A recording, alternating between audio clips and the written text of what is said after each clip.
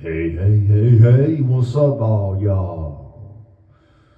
Yes, welcome to another episode of Getting Stoned. This is Stone Petoskey coming at you live from Mother Earth. Yeah, it's been a minute here since I dropped in, with all y'all. Took some time, had a little road trip, little getaway with my beautiful lady and precious dog, Allie. We did some hiking and some camping and tasted some delicious food and saw some beautiful, beautiful places. It's always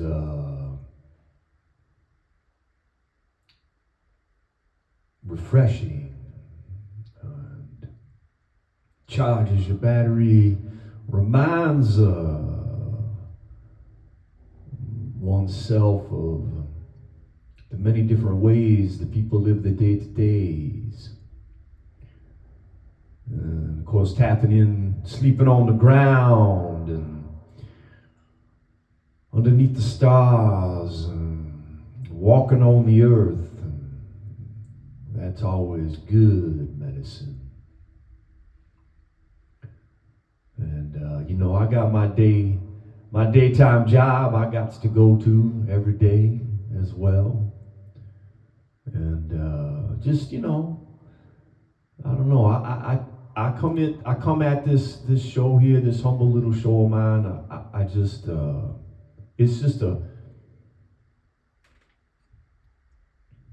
There's no agenda.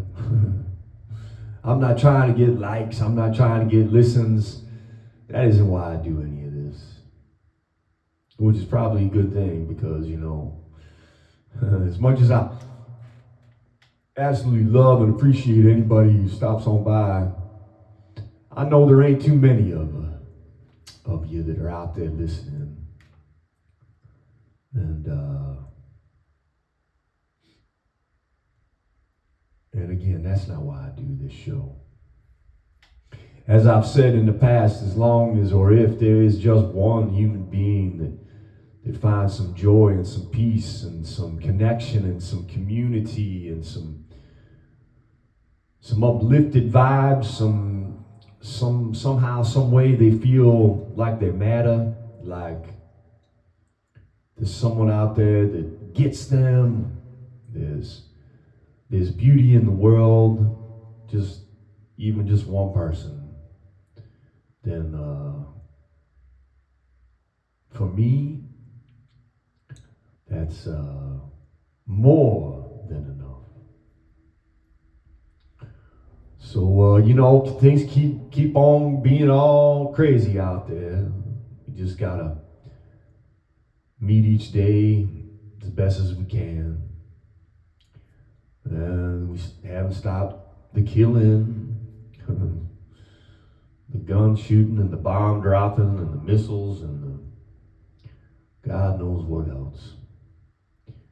Something I never understood. I guess I've come to the personal conclusion that it just is the way of man. And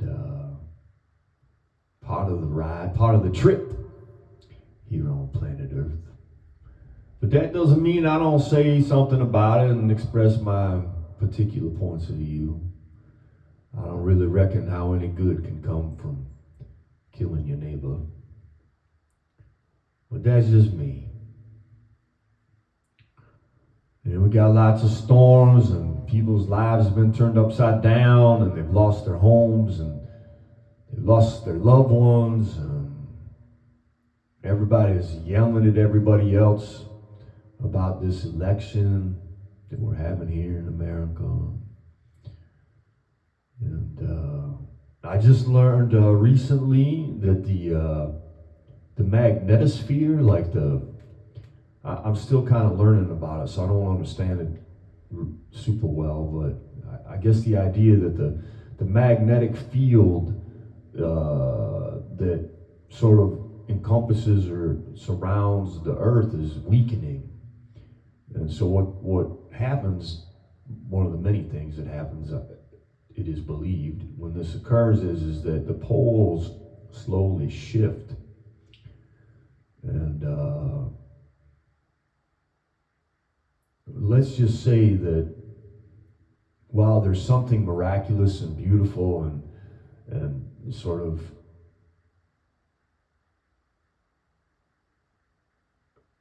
primordial about this whole concept, it radically changes the earth and doesn't make it so hospitable for human beings and probably a whole lot of other animals like us. And yeah, so it's underway. It's one of the reasons that just as of late, these last, you can see the aurora borealis in different parts of the world where you typically cannot. This is actually what led me to discovering this new bit of information. Is the aurora borealis is visible here where I'm at, and it typically isn't. And apparently, even in places where it is, it's like showing out in ways that are just, we haven't seen. Different, I guess, red colors. And it's fascinating to me. But it's just a reminder that each day is precious, and we don't know how long it's going to last. And if the magnetic field is weakening around the earth, then there's going to be, and there are, at this very moment, some pretty radical changes for humanity. And apparently this is, going to continue to go in this direction. It's happened to the best, again, of our understanding. It's happened many times in the history of the billion years of this solar system and this Earth and the sun. And yeah, apparently, like Mars's magnetic field, is significantly weaker. And I mean, we all know that Mars is completely inhospitable to any sort of on the surface kind of life. Again, at least as best as we can understand. I'm always keeping that little bit of skepticism here. Humans tend to think we're so damn smart. We know so much. I don't tend to agree, but we certainly are inquisitive, and our desire to learn is a beautiful thing. And yeah, so I guess what I'm trying to say, all y'all, is that give thanks for this day. Tell people that you'll tell your loved ones how much you love them. Give them a hug, give them a kiss, whisper kind words in their ear, and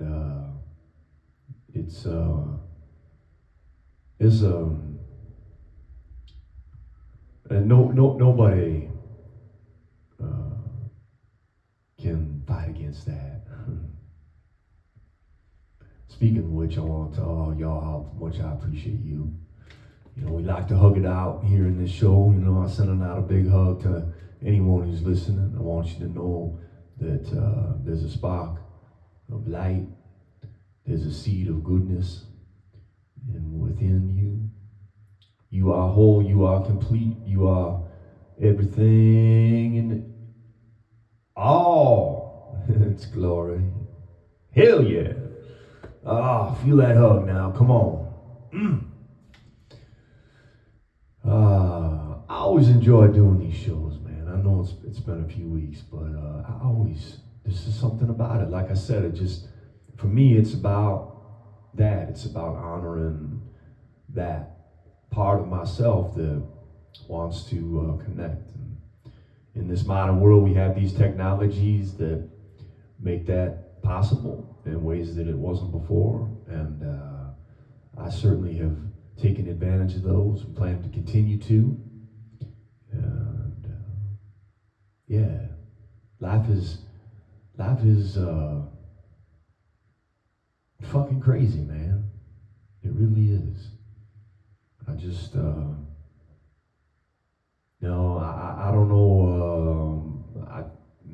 like I must have talked about it at some point along the way here, but both my parents are no longer here in this earth. They're not alive. I have dreams about them, thankfully. They will come in the dreams, and it will be, it's so lovely when that happens. But, they were my shining light, man. They were the coolest people, I mean, for themselves, they were crazy in love, and that was such a beautiful environment for me to grow up in. And I could always talk to my parents about anything. I was kind of I don't know, I still am.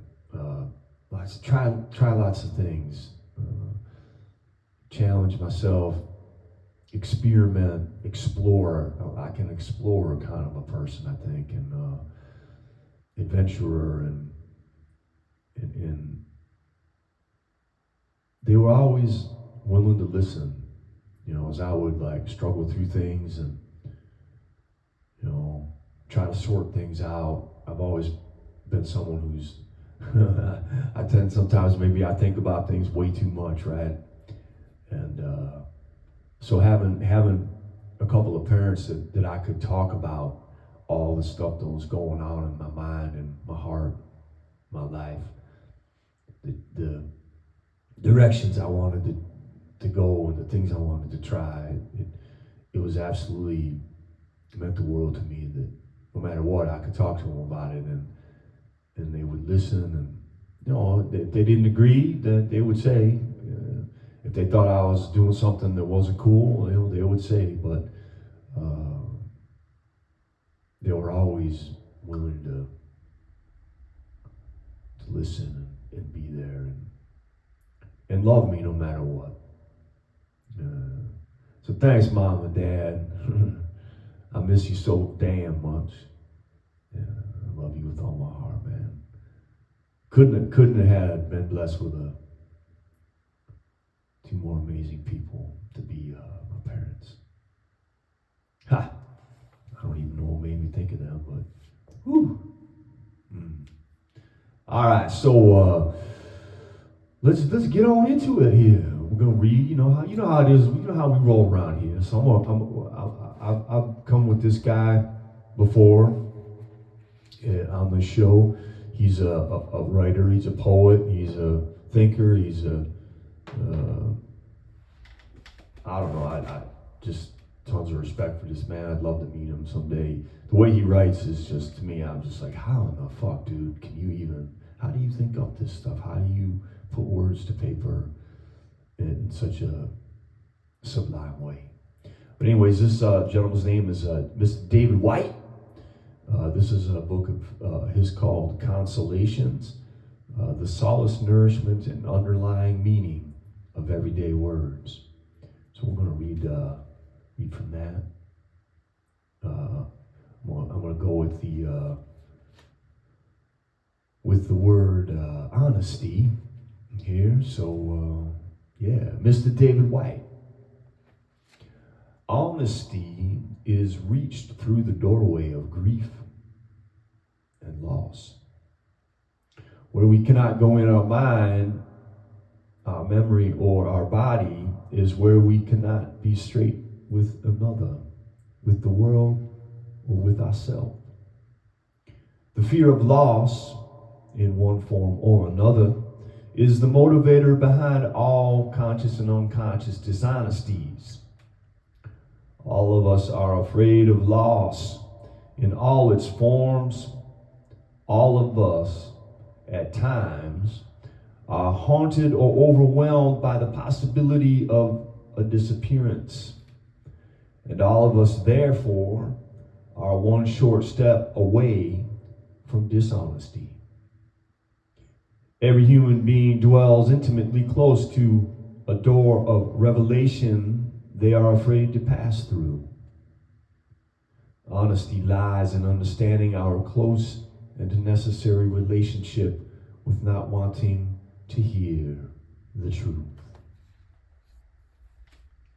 The ability to speak the truth is as much the ability to describe what it is like to stand in trepidation at this door as it is to actually go through it and become that beautifully honest spiritual warrior, equal to all circumstances we would like to become. Honesty is not the revealing of some foundational truth that gives us power over life or another, or even the self, but a robust incarnation into the unknown, unfolding vulnerability of existence, where we acknowledge how powerless we feel, how little we actually know, how afraid we are not knowing, and how astonished we are by the generous measure of loss that is conferred upon even the most average life.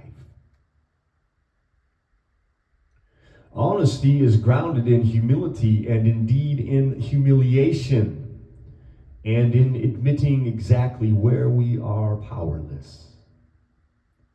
Honesty is not found in revealing the truth, but in understanding how deeply afraid of it we are.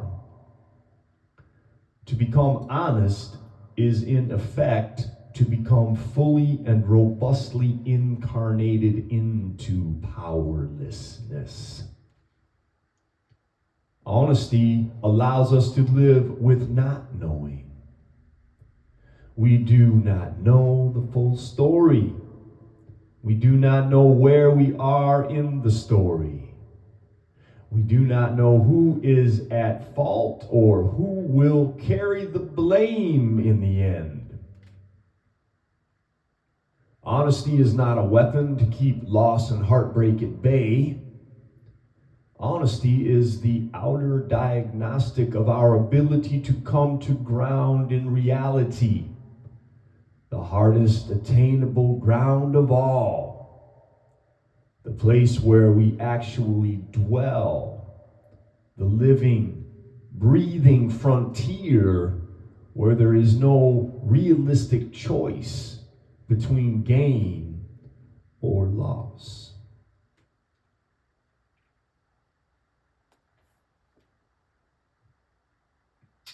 Yeah.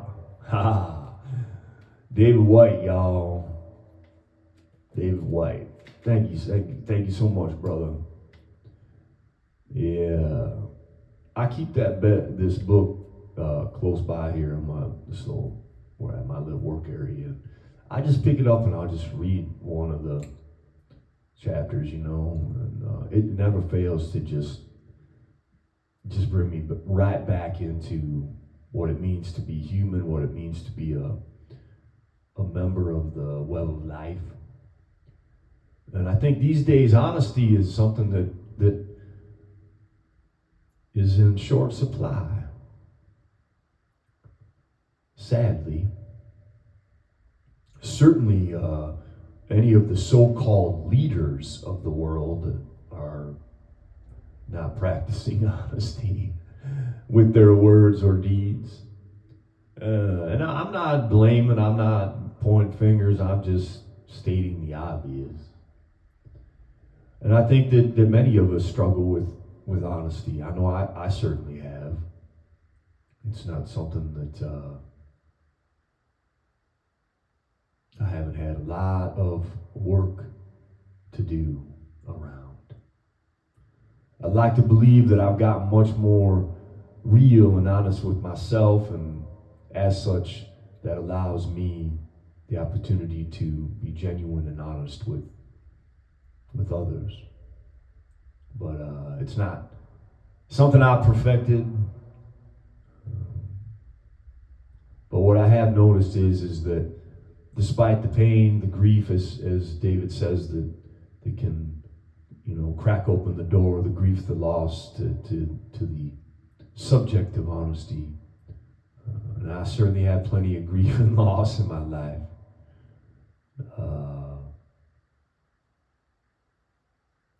Every day is a new opportunity to be honest, and to celebrate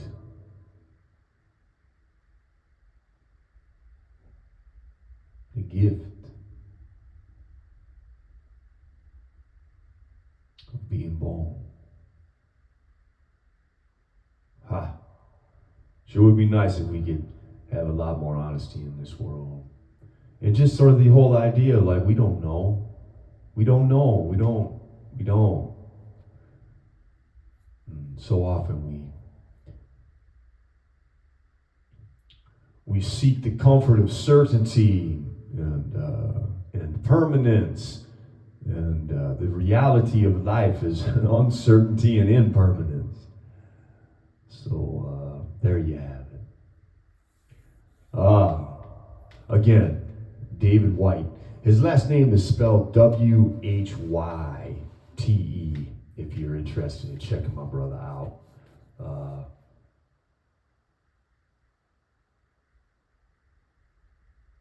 It's you can't go wrong with any of his work. Let me just say that. All right. So yeah, I'd like to. We always read some poetry. So I got this book of poetry. I got so many damn books of poetry. I've probably got more books of poetry than I got of any other kind of books. Yeah. I don't know. This is a collection that's called the Outlaw Bible of American Poetry. I really dig this anthology, this compilation. It's got so many. I've discovered so many new poets that I wasn't clued in on before.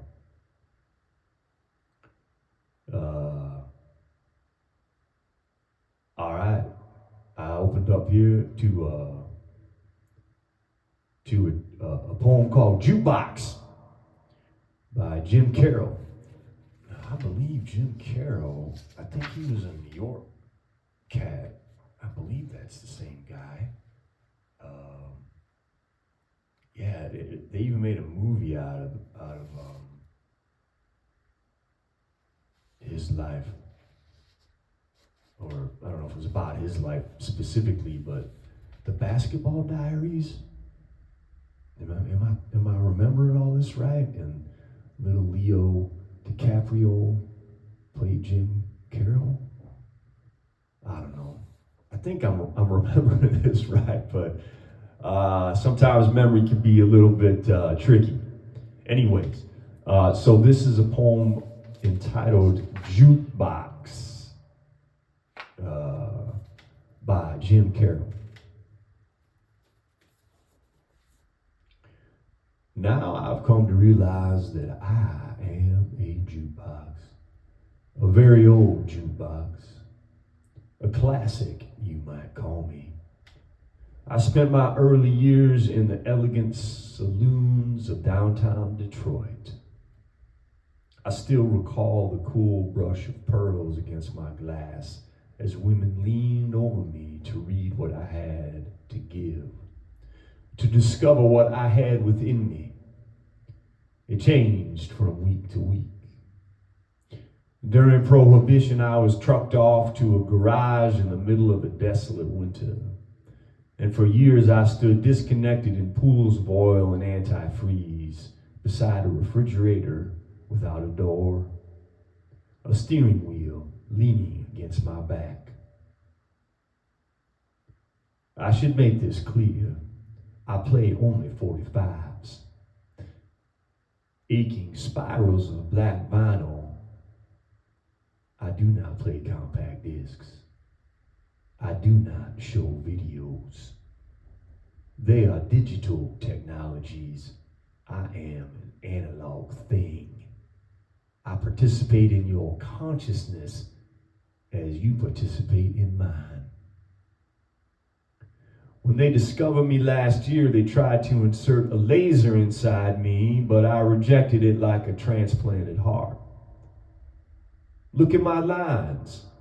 I have a right to be proud. On each side, I have wide tubes filled with amber and green liquid where large bubbles form and flow constantly bottom to top. It's true, my needle has turned slightly dull, and my tone arm skips across the music, creating lovely variations and distortion each time they drop onto the turntable and play. Songs that bring memories painful as dry ice.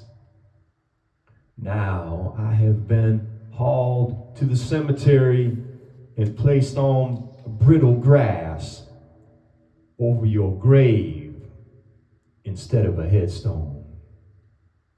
My gut's filled with all your favorite tunes, just as you wrote it out. And instead of flowers or stones, friends bring rolls of quarters. Today, a tall woman, thin, with long, straight hair, inserted $10 in even change on the same song, F6, and danced away to my speakers blasting Brown-Eyed Girl over and over, the morning through, in the grass grinding above you.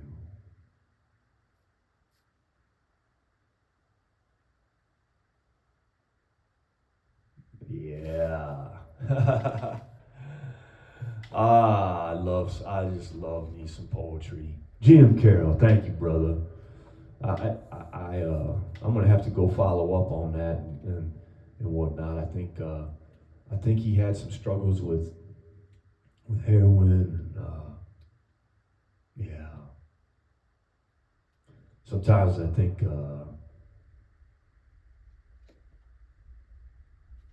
sometimes I think life can be tough for people. I think it oftentimes is, right? I mean, we all can relate to some of that. All right, let's do one more. Let's do it.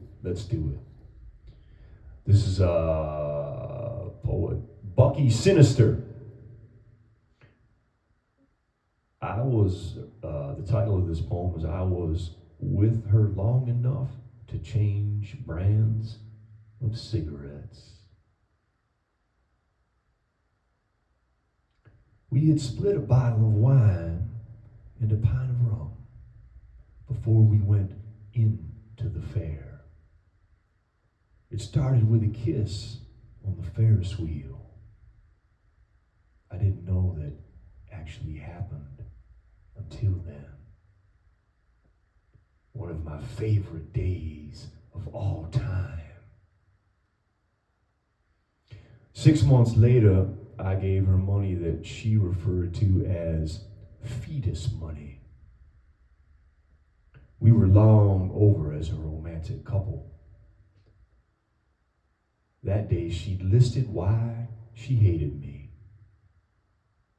I had told her that I was sorry, and I said so again. But those words can't take away a clumsy fuck. The way she talked to me, it sounded like her mistakes never hurt anyone but herself. My mistakes have bad aim and always seem to hit those near to me. She looked so young. I felt so old. I had driven another away, or she'd changed, or vice versa. Whatever it was done. And I was tired of looking.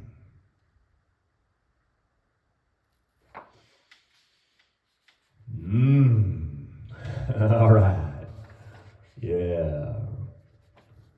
Mr. Jim Carroll, Mr. Bucky Sinister, thank you, brothers, for sharing your creative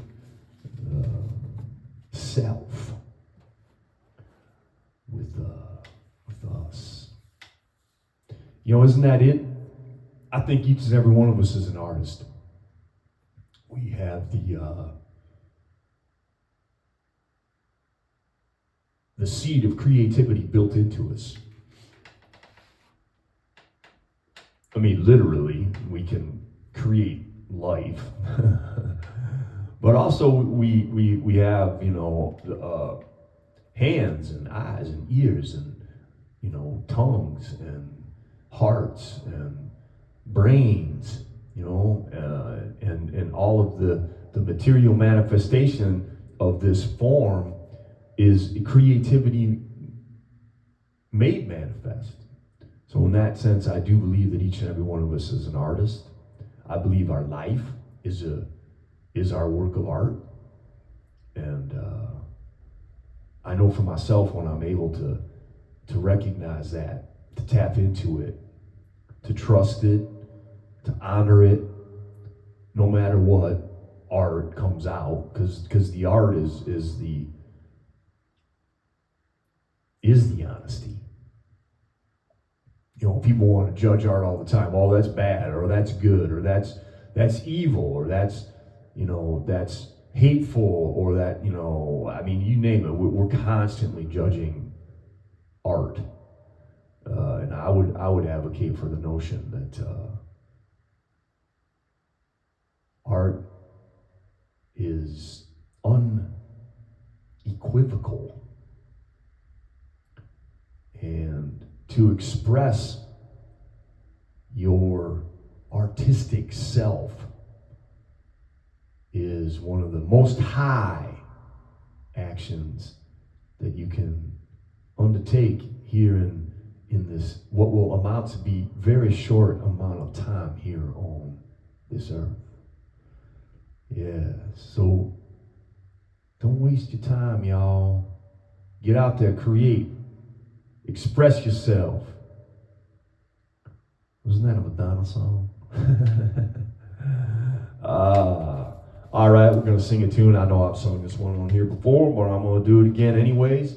I got to learn me a couple new tunes because just because it's fun, and then I can play them and sing them here. I don't know if that all this singing and my playing, it ain't no big thing. I'm not some like super phenomenal musician or what have you, but I do enjoy it so much, and I hope you too. So this is a song by John Mellencamp.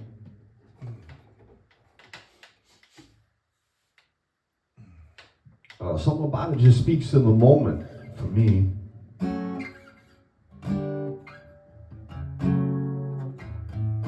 It's called Scarecrow.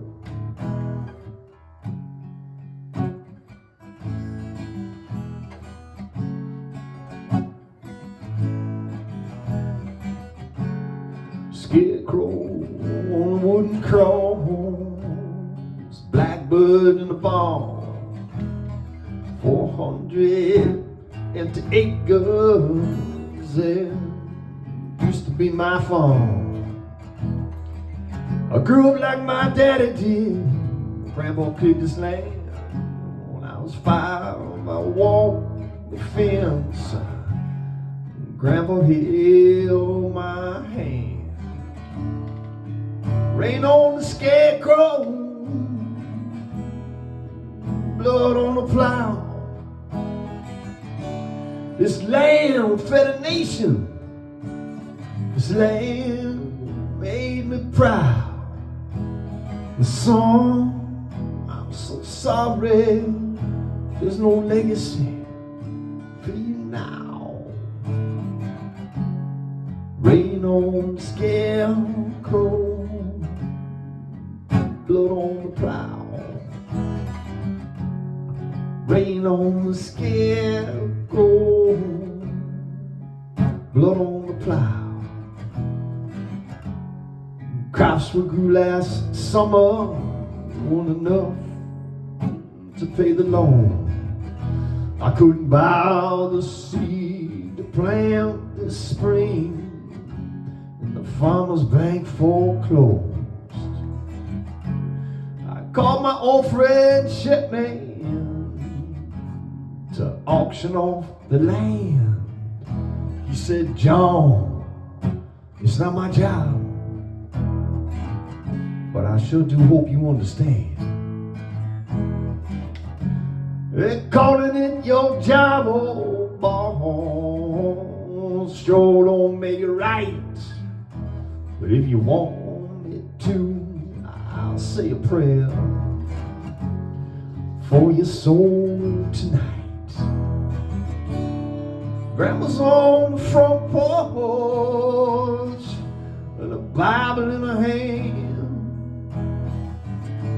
Sometimes I hear her singing, take me to the promised land. You take away a man's dignity, he can't work his fields and cows. There'll be blood on the scarecrow, blood on the plow, blood on the scarecrow, blood on the plow. There's 97 crosses planted in the courthouse yard. 97 families who lost 97 farms. I think about my grandpa, my neighbors and my name. Some nights I feel like dying, like the scarecrow in the rain. Rain on the scarecrow, blood on the plow. This land fed a nation, this land's made me proud. So I'm so sorry, they're just memories for you now. Rain on the scarecrow, blood on the plow. Rain on the scarecrow, blood on the plow. Rain on the scarecrow, blood on the plow. Rain on the scarecrow, blood on the plow.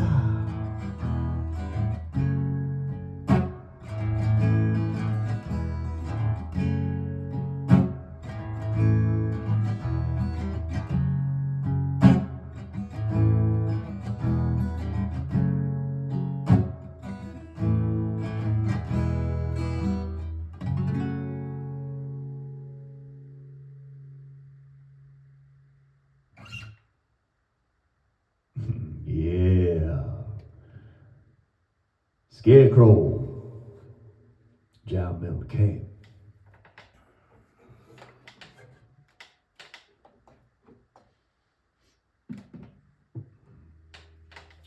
All right, sure feels good. Sure feels good to be back here doing the show.